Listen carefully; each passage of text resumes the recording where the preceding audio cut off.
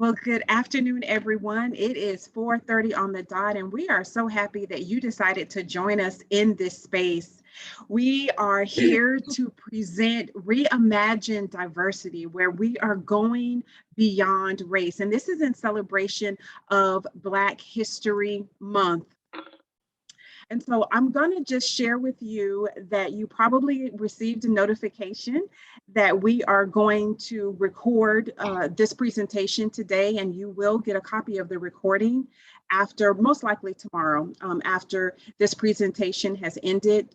We ask that you feel free to type any questions that you may have in the chat box. We are going to leave room at the end to answer questions. But of course, if there is a burning question that you have, feel free to put that in there and we will have the speaker address it during their time.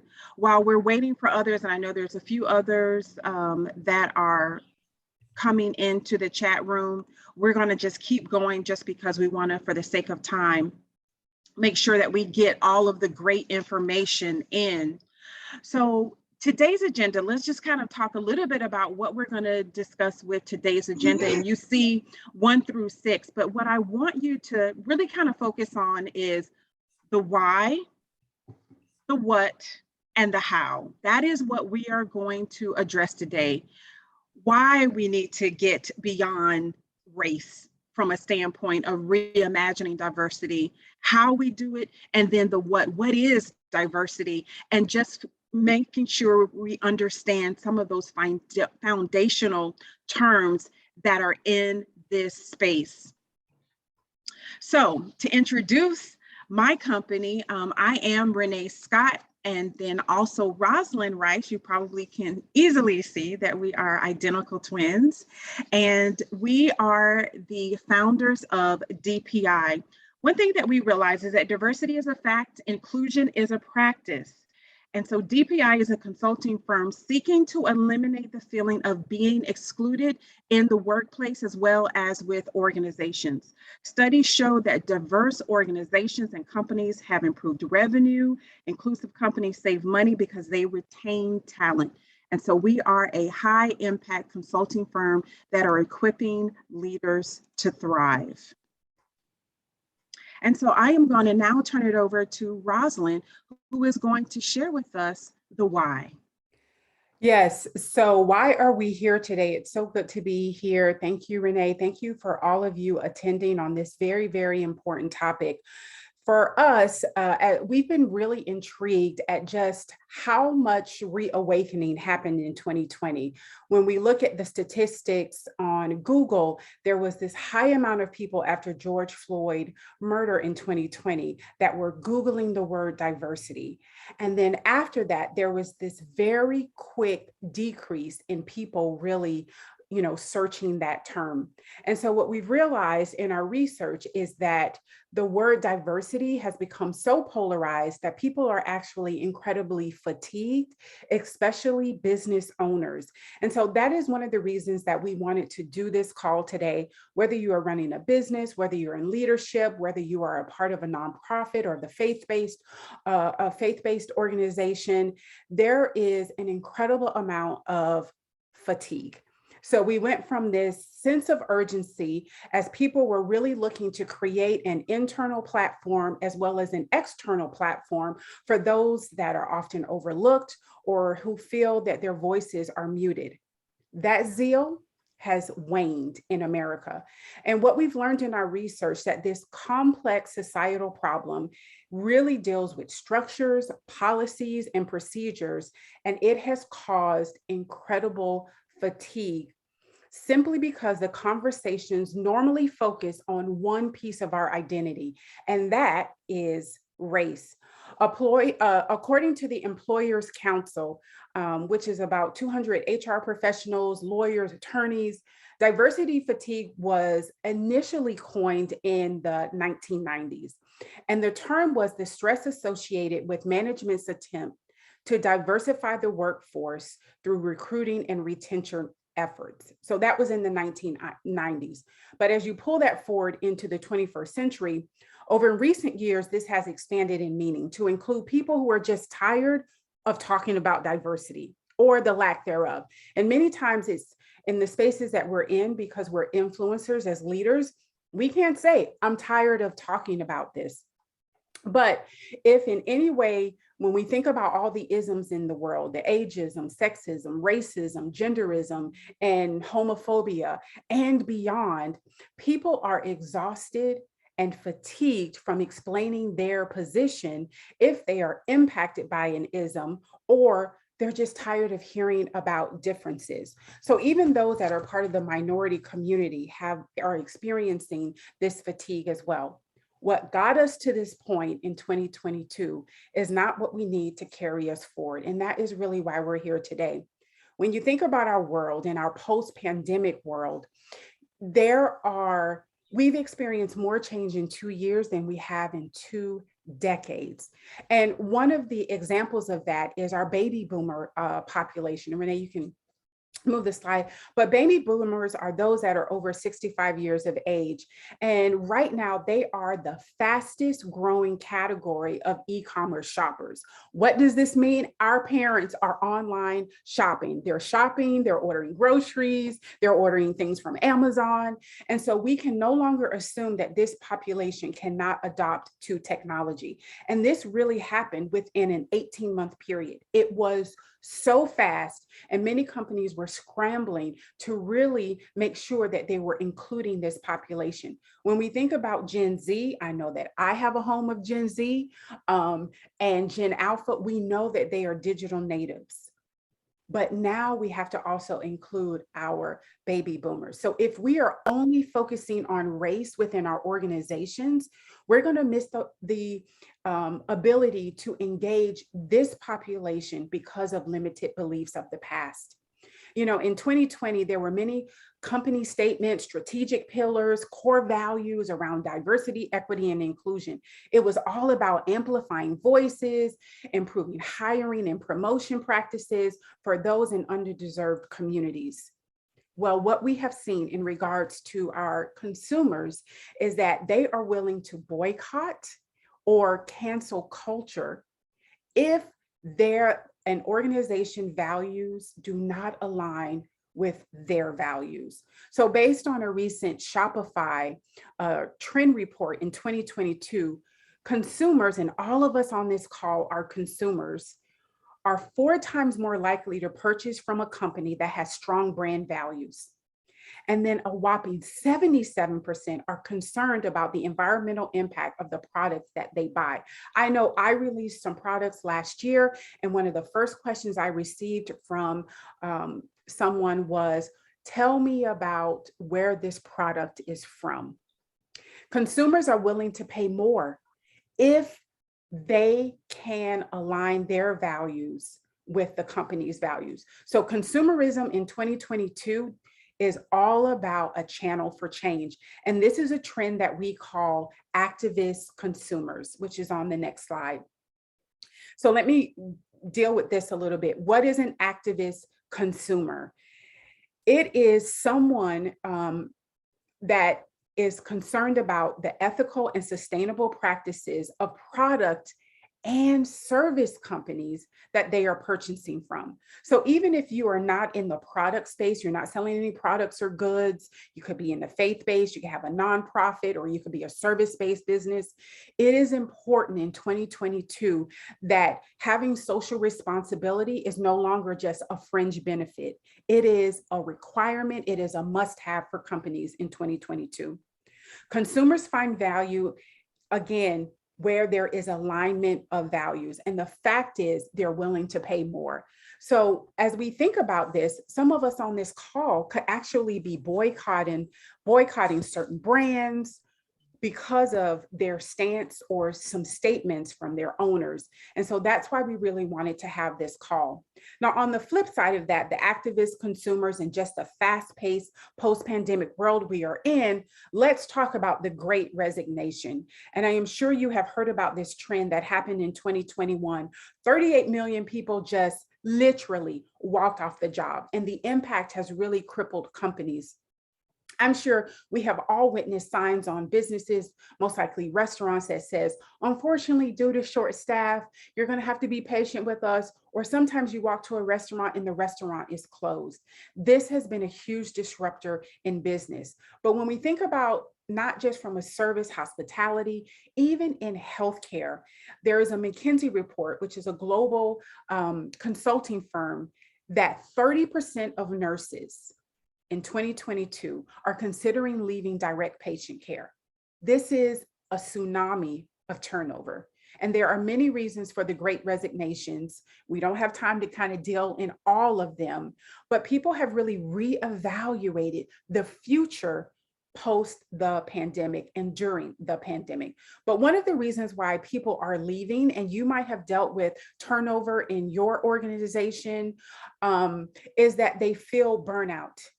They feel grief, they feel exhaustion. So in 2020, there were a lot of hard decisions made. There were a lot of cuts that were made. And so people who are left in the workforce are doing the job of 3, 4, 5 people, and they're exhausted.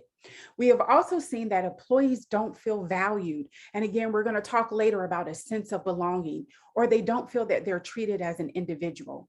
Not feeling valued speaks to the heart of why we are here today, because we want to be paying it forward in helping small businesses. So we must move beyond the identity of just race. Race is incredibly important, but it is only one piece of our identity. And we want to move the needle in regards to societal change, because that's the power of having organizations in America.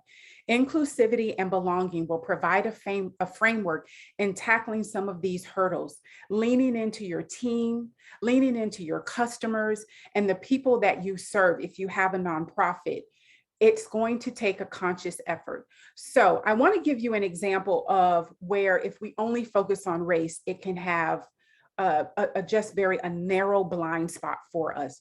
So think about if you're a business owner and you're having celebratory, maybe you're celebrating birthdays for the month and you put together a menu. Renee and I just had this happen with one of our girlfriends, and the entire menu is with meat, or it is not for somebody who might be a vegan. Now, someone who might be a vegan might have disclosed that at work. Maybe they feel safe enough to say, hey, I'm a vegan, or maybe they haven't because they're tired of people asking about, well, why would you do that? You don't want bacon? What do you mean you don't want any meat? So as a business owner, we can think, wow, that person is just never participating in our celebratory events. But the reality is providing different dietary menu items allows other people to feel included in those celebrations. And that's just one of the ways that when we talk about in the workplace, as far as gatherings, where if we're only focused on race, it can really have detrimental effects in us retaining our employees. So that's a little bit about the why, but now I'm going to turn it over to Ms. Loretta Calvin. She is our guest for DPI. We are so happy that she is here, and she is really going to talk about the what. What is diversity? What is equity and inclusion? We hear these terms. What is belonging? And sometimes we just really don't know what that is. So let me tell you a little bit about Ms. Loretta, because you're going to fall in love just like I have.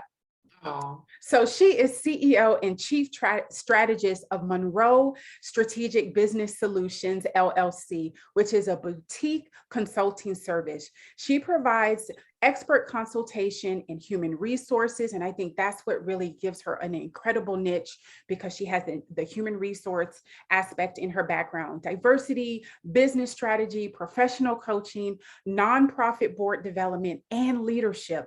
Ms. Calvin's corporate experience expands over 20 years with Tech Data Corporation, and she launched Tech Data's inaugural Diversity and Inclusion Strategic Initiative and helped other organizations create similar models.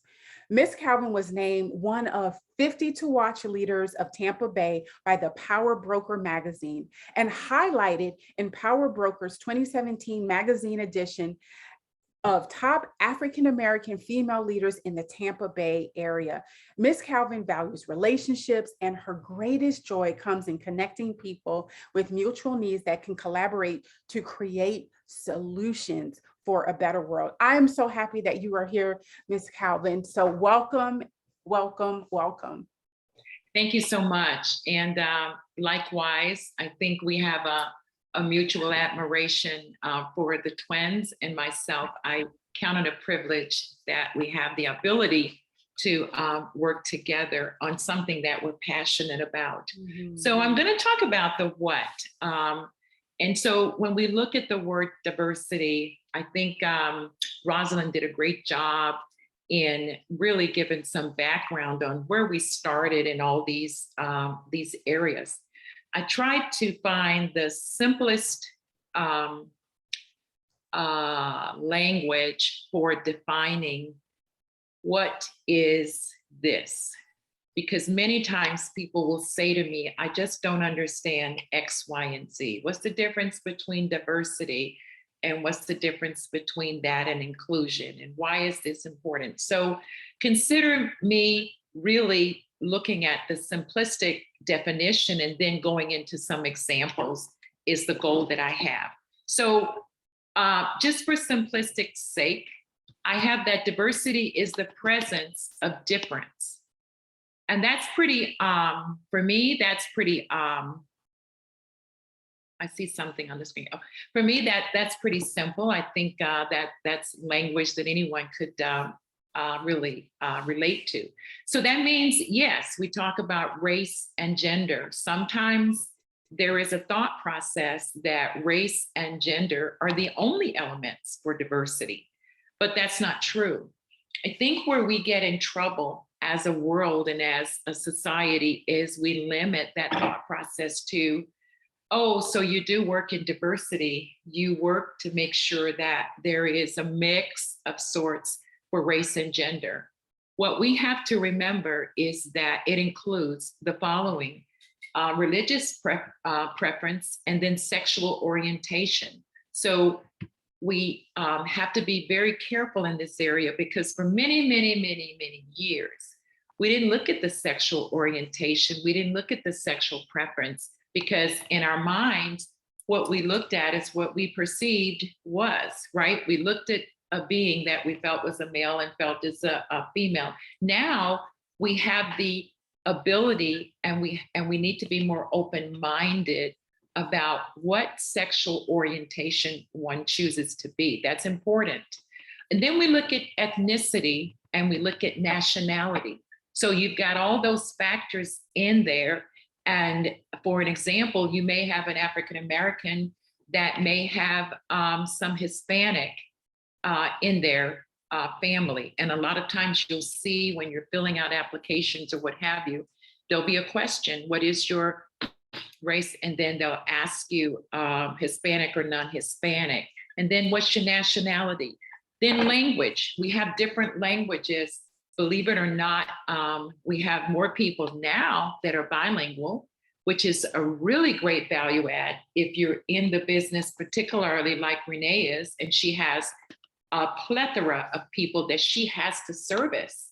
And there's a trust factor there when the service provider is able to understand that language, or at least she has someone on staff that can help to translate that. Then you've got socioeconomic status. And that's where diversity has another element that many don't look at. Your socioeconomic status could be one that doesn't, quote, pair up with what your perception is for that particular status. And so we tend to make assumptions by what we see visually and what we assume, but socioeconomic status is all over the place and something we have to factor in.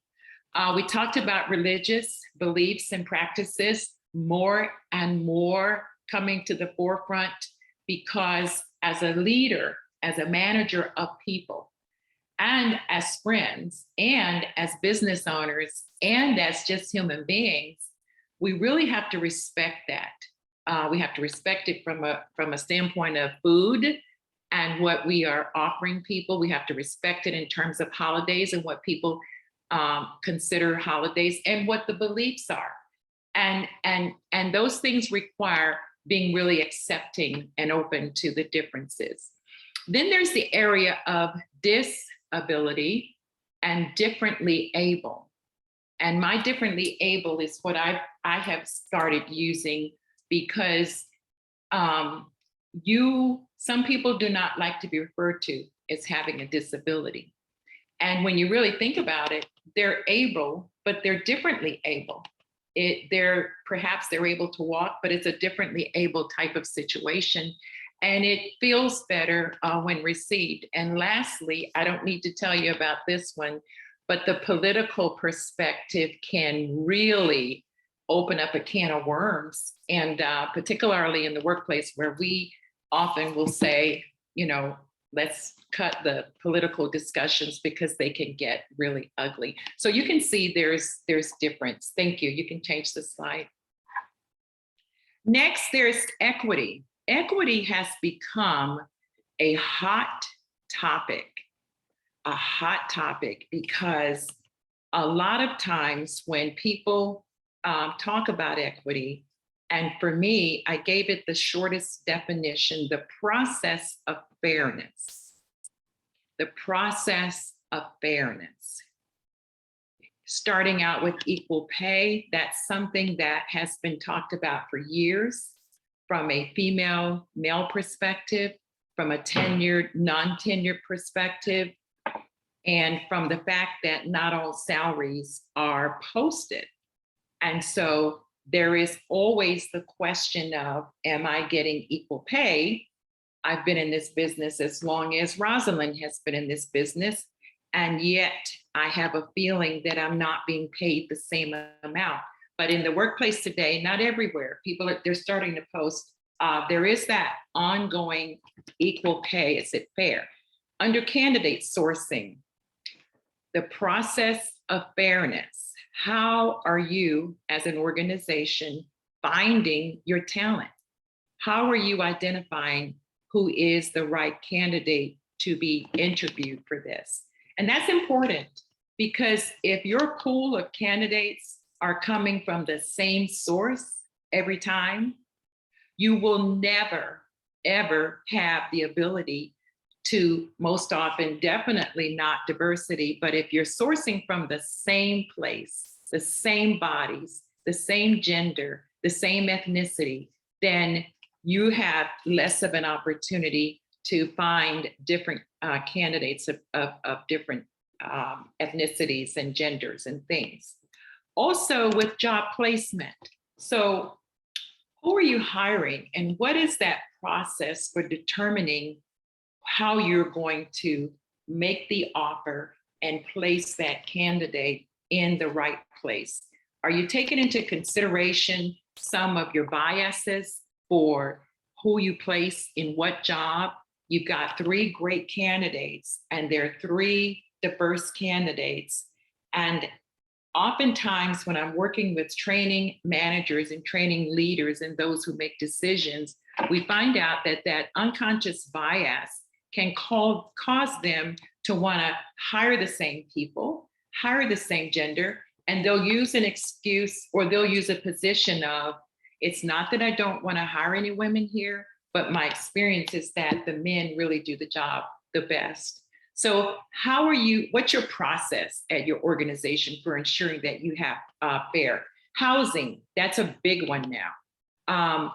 Is there fairness in housing for people that may not be in the same income bracket that can afford proper care? Is there fairness in supporting those people?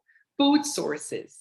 Is there fairness in the availability of the food for people who don't have transportation outside of the area that they live in?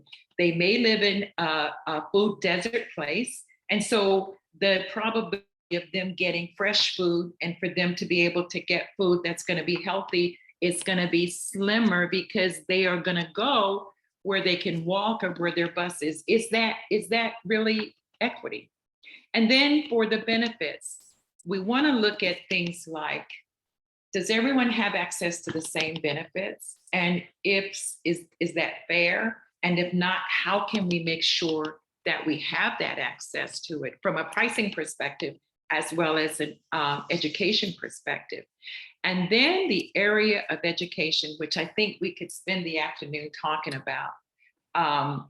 Are private schools providing more quality education for our children? And if so, is that fair for those parents that cannot afford to have smaller classrooms for their children?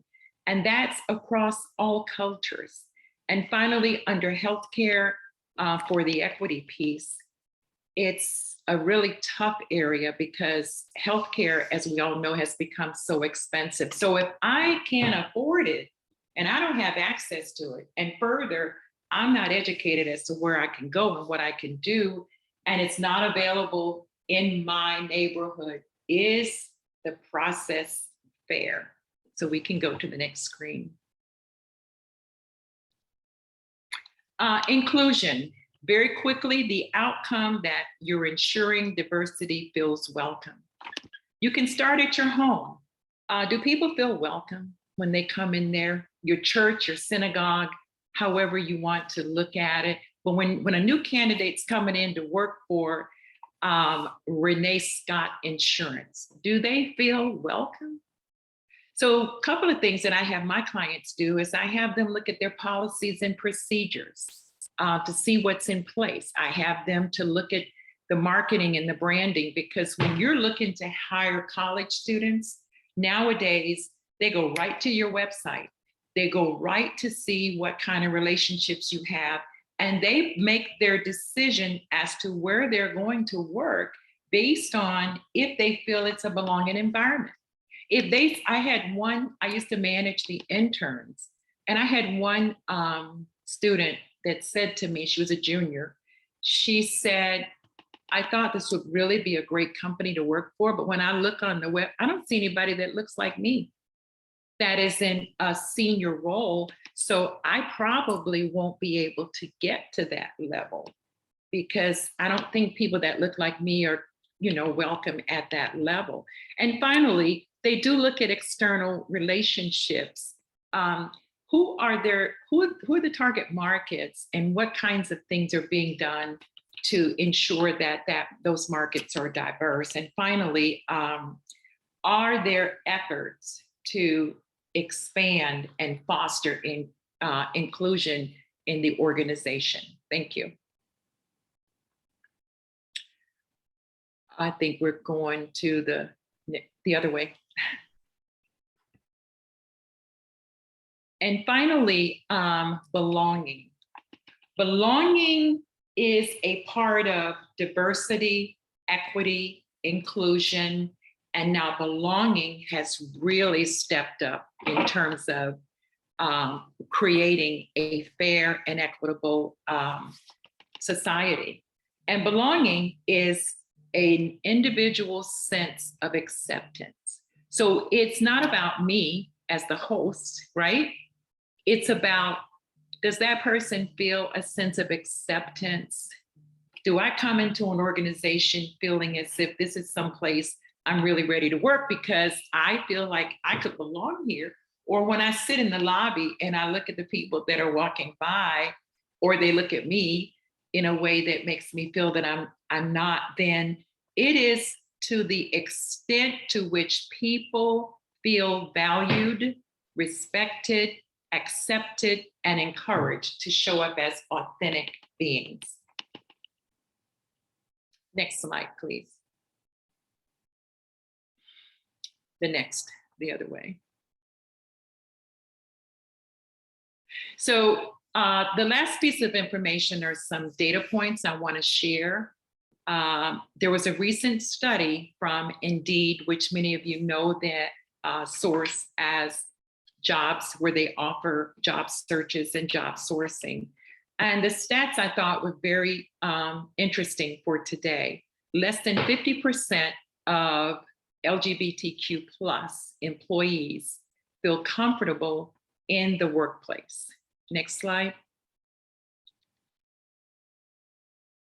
Compare that to 55% of ethnic and minority workers feel uncomfortable. Now, 100 is the mark, right?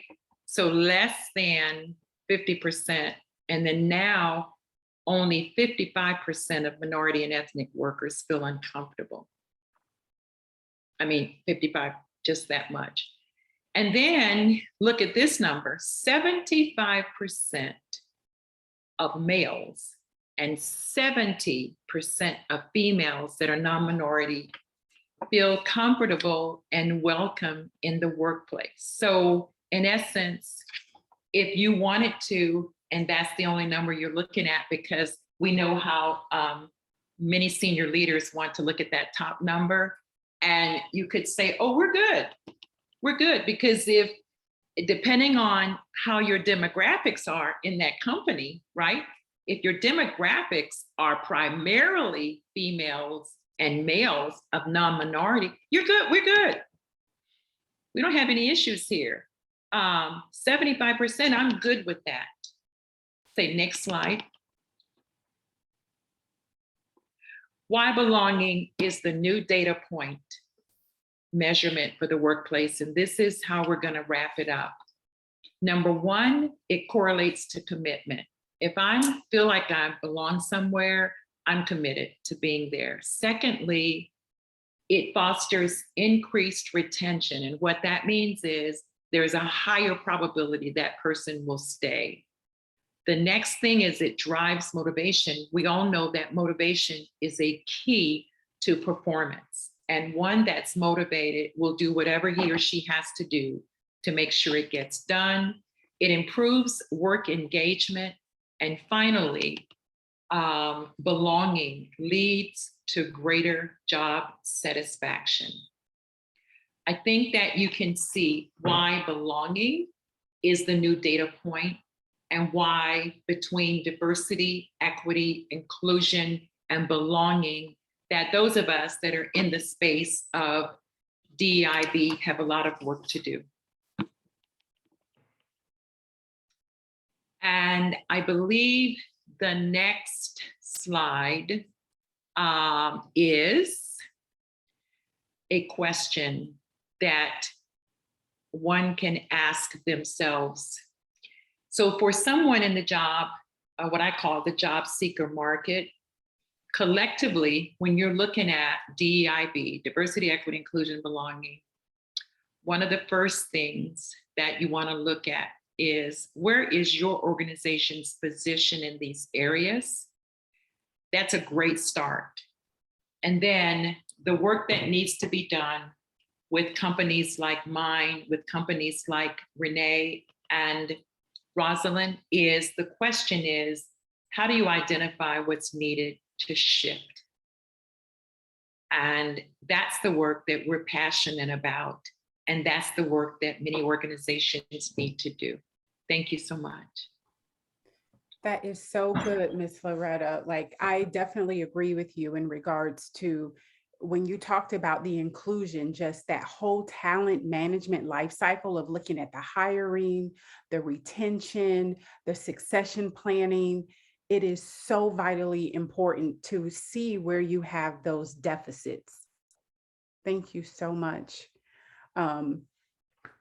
So right now we're going to have Renee talk to us about how do we go from here? And really, this is only skimming the surface. Like, our companies are here to really serve and help organizations really figure out where are the deficits. Because if we're looking at that high level number, as Ms. Calvin said, we can totally not realize where we have deficits, and we're just losing people out the back door. So we've gained them, but we're losing them out the back door because we don't have the inclusion and belonging piece. So Renee is going to really talk about, as leaders within our organizations, what can we do? How can we move forward? So just some very practical tips for us. All right, thank you. And Loretta, I'm like, okay, y'all not gonna ask me to do the slides anymore, because for some reason I could not get them to keep moving forward. We really will not, Renee. Okay. Let me stay focused. So I hope you've been taking notes. If you haven't, you are going to want to pull out pen and paper, because I am going to provide you 5 practical ways that you move forward in this space. Because evolving into great inclusivity is about appreciating the fragility of humanity, right? There is a lot there. So Can we just start with listen? This requires engaging in more listening and less talking. When a person speaks, they aren't in a position to learn. So if you are engaged in a conversation and you're doing all of the speaking, all of the talking, are you really learning? Learning arises as we listen to someone else's unique experience and we listen to their perspective. Actively listen to learn, not just to respond. So to be sitting there and listening and you're just getting your thoughts together on how you're going to respond to that person, that's not really the listening that we are talking about. We don't want you to just listen solely to change another person's opinion or to prove a point. We want you to think about focusing completely on the speaker. Be okay with allowing for silence. Don't just talk about yourself. And also avoid trying to fix, change, or improve what the speaker said. Okay? So we start with the listen. Secondly, is find that commonality. Focus on discovering what you have in common.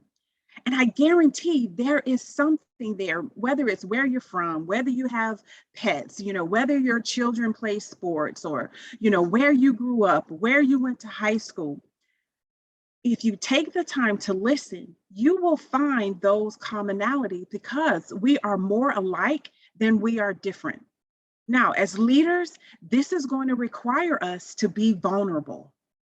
Work and home are now integrated fully with those that are in the remote workspace. So to find commonality, it starts with the leader. And the leader must be willing to bring their lived experience to the table. You bring yours, and the others in your organization bring theirs. Now, there's still a need for privacy, right? We're not saying you just put it all out there and all of that. So, emotional intelligence does come into play, but be willing to be vulnerable. Maybe consider providing your team a survey to truly understand what matters to them in their workplace. And that, again, I go back to listening, and I have several employees that I've had over the course of being a small business owner. And what motivates one employee is completely different than what is going to motivate someone else. Some of my team members are motivated by money. Others are motivated by time off. But it takes that leader listening to determine and then finding a commonality. All right, now, number 3. This may kind of hit you the wrong way. Stir up discomfort. Okay, ask the hard questions to find out what matters most to your consumers as well as your employees. And tension will arise from asking the hard questions. The road, though, will lead to stronger decision making. Lean into the discomfort. It can be a place where you start the learning process. This is how you make the journey toward inclusion. All right, number 4, gain awareness. Become aware of who is truly on your team or purchasing your products and your services. Challenge yourselves to learn and grow about them. Don't place the responsibility on the other person from an underdeserved community to educate you about their culture. Okay, so if you are sitting on a board and you have someone from, let's just say, for instance, an underserved community, do not hold the expectation that that person represents their entire community, everything that their community needs. That is too much pressure that is placed upon that person. All right, you've got to do, as a leader, you have to start the awareness piece yourself. Start by researching holidays, celebratory moments that matter most to them. Allow them time off to celebrate this time with their families and their friends. And do you realize that this is all a big circle, right? Because for you to do that, you've got to listen. You've got to find the commonality. You've got to gain that awareness. All right. And so that takes us right into Our fifth practical way to move forward: celebrate wins. Being a diverse and inclusive organization, it is a journey. Change is difficult. And I was sharing with my sister the other day, change is constant, right? Like we are constantly changing, but guess what? Growth is optional. Change is constant. Growth is optional. There is no final destination in this space with diversity, equity, inclusion, and belonging. You continue to make process, all right? I hope that we are talking to change agents on this call today, on this presentation and webinar today. Employees don't need to see a perfect strategy. They just want to see that there is visibility of small steps of change. They also want to see that there are consistent changes. There were several companies, organizations post George Floyd that came out with great statements. Where are they now? Where are they on that journey? Has it stopped? Our employees, our customers, they want to see that the conversation is still going. We want you and we encourage you to celebrate the smallest of wins. Effectively communicate the changes that you are making. Communicate it to your consumers, communicate it to your employees. I guarantee you, they're going to notice that there is a difference, and it is going to move you toward a culture that is strong, it's inclusive, and it is equitable. Small changes lead to big wins, okay? Consider becoming an advocate for someone else. Stand with other communities and people that are different from your close circle of friends. If I were to ask you right now, the last time that you went to dinner with a family, a friend, a coworker, was that circle of people, were they diverse in any way, shape, or form? Remember, this is a journey, and small wins will make a big difference.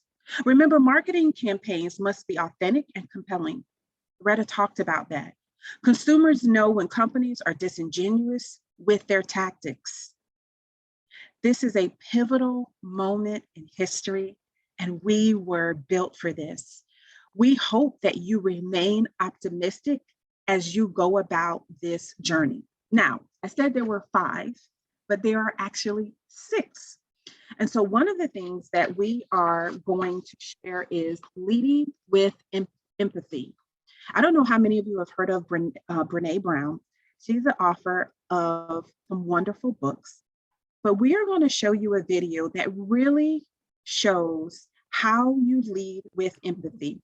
She's the author of Dare to Lead. And as leaders, we have to lead with empathy. So I'm going to stop sharing so that Roslyn can pull up our video.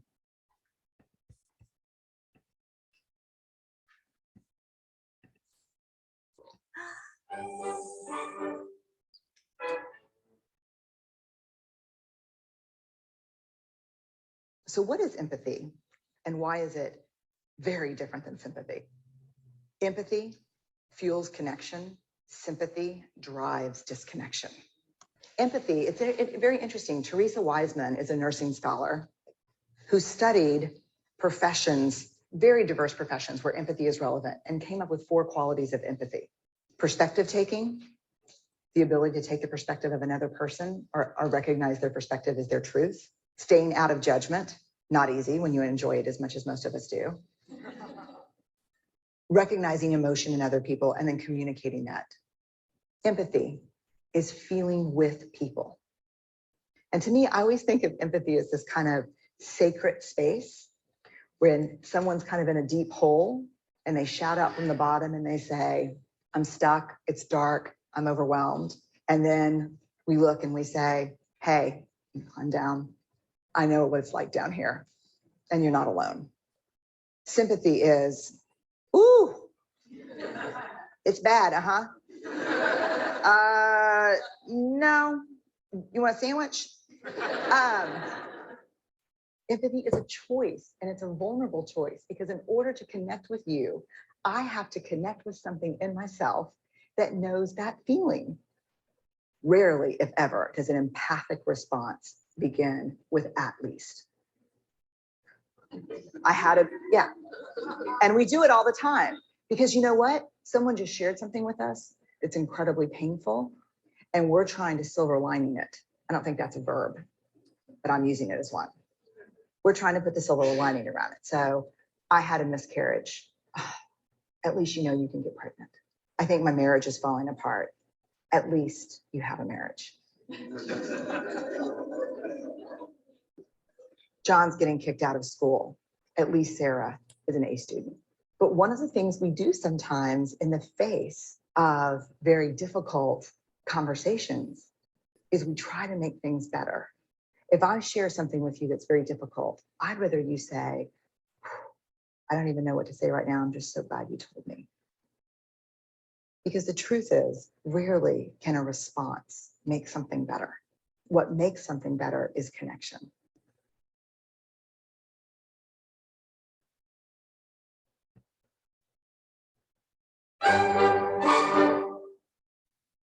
All right. And so let me just bring my screen back up.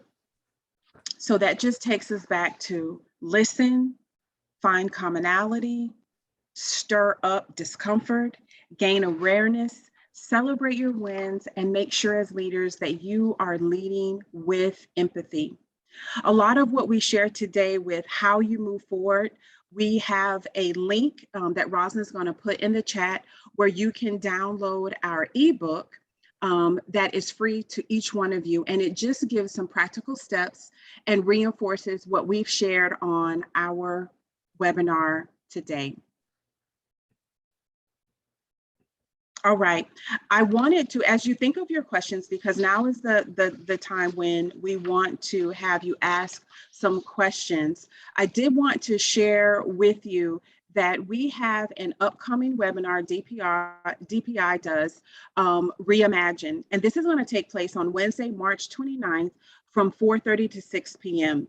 We have presenters. What we found in the clients that we serve is that trademarking is a big topic of discussion. And so we are going to have a trademark attorney who's going to share some really great nuggets. We're also going to have someone, Lawrence Barnes from PNC Bank, who's going to be talking about funding your small businesses and then also marketing. One of the reasons why Roslyn and I provide these free webinars is because we want to pay it forward. We have such a strong passion for leaders, for organizations, as well as for entrepreneurs, and we want to pay it forward. So if you're able to join, make sure that you reserve that time on your calendar, and you will hear more about that upcoming event. So with the few minutes that we have left, I would like to open up the floor for either one of us to answer any questions that you may have regarding this space. We do have a question that Gwyneth, when Loretta was speaking, that says, how do we recognize blind spots? So Loretta, you are on mute. Yeah, so that's a great question.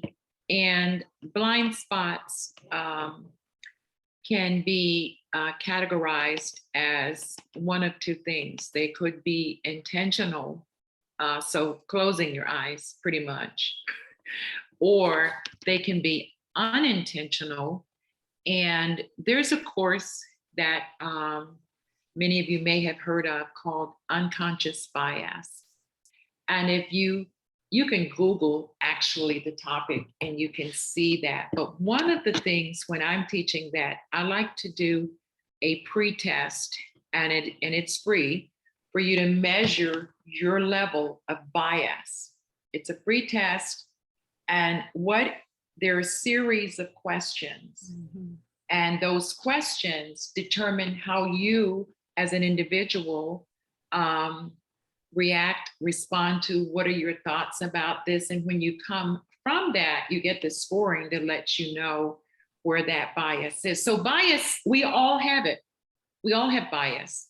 And from the time that we were born until the time our parents, as they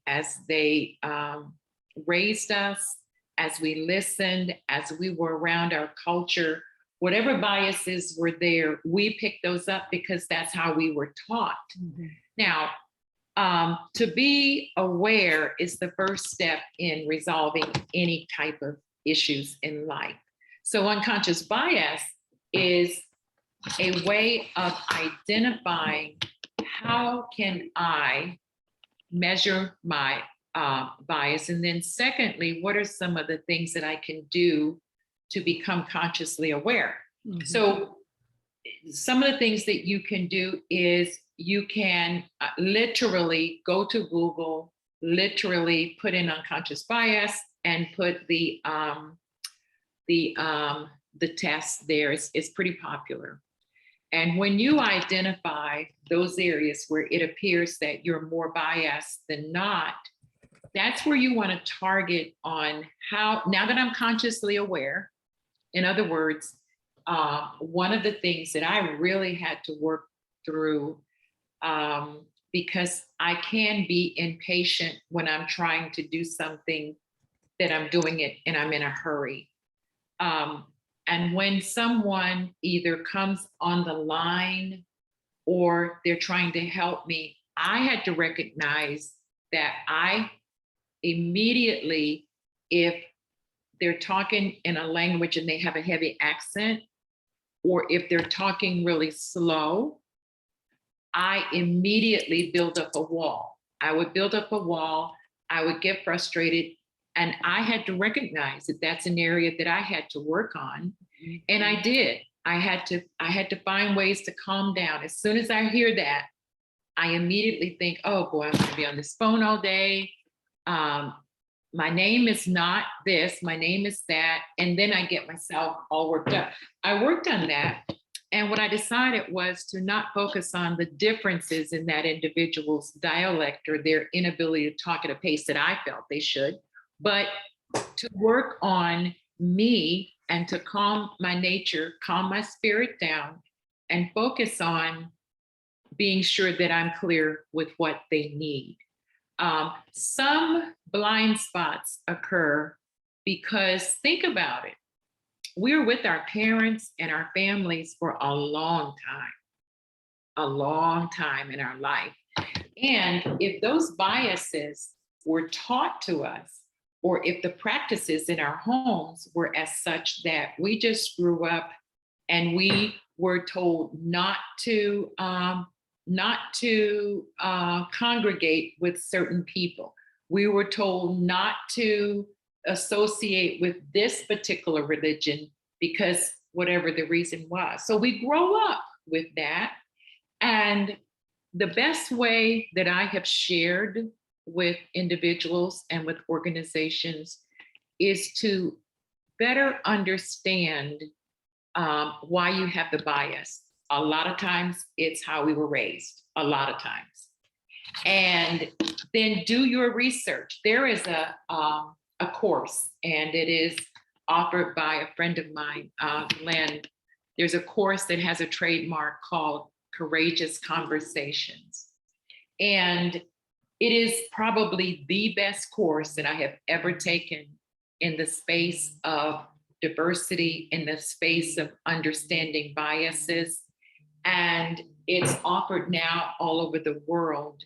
And one of the things that we did in that course is you had the opportunity, this was the most powerful thing in the world.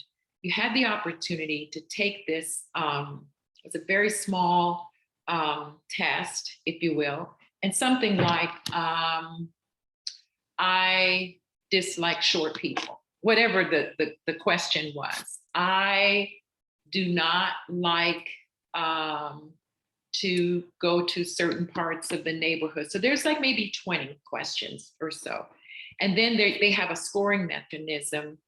And once the scoring and all of that is done, the most powerful thing in that class is if you're in this score, you stand up visibly and you go stand in this area.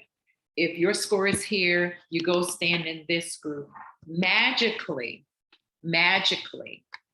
what you saw would bring you to tears, because most often the same socioeconomic group, the same ethnicity, they were all in the same group, right? And it would bring you to tears, because people would say, I don't have any biases. You're not talking to me because I don't have any. I love everybody. But the answer is you have to take a full inventory and ask yourself, what causes me to not want to like this or like this people? And then you do the work. You got to do your own work. And one of the greatest ways to do that is begin to have courageous conversations with people that are different from you. It works. Oh, I love that, Loretta. I often say we all, bias is a preference, right? We all have a bias. We all have them. I think about my sister and I are identical twins. We are a minute apart, but we have our preferences. She likes Dunkin' Donuts. I like Starbucks. She likes vanilla ice cream. I like chocolate, so, and we just embrace the fact that we have those differences. And so we all have them. Before we leave, I do want to have our information up here. I know we only have like a few short minutes because we want to be very respectful. It's getting late in the day, except for Mark, who is in Utah. And so his day is just starting. No, just kidding. So I have our information up here. If any part of this conversation has sparked you to want to learn more, reach out to us. We would love to share with you what our organizations offer. I also wanted to remind you that on March 29th, we do have another webinar that is going to be taking place from 4:30 to 6. Well, you are now part of our Reimagine community. So what that means is that you will get an invitation to take part in that webinar. It's going to be free, just like this one was. You will also receive a recording of our taping. I would love if you would be able to share it with your friends, your family, your leaders, your organizations, wherever you are in this space, because we can make a change one person at a time. And so if there aren't any additional questions, we just appreciate you taking time out of your day to share with us. Have a great one. Thank you for being here. Have a good night. Thanks, Renee, for inviting me.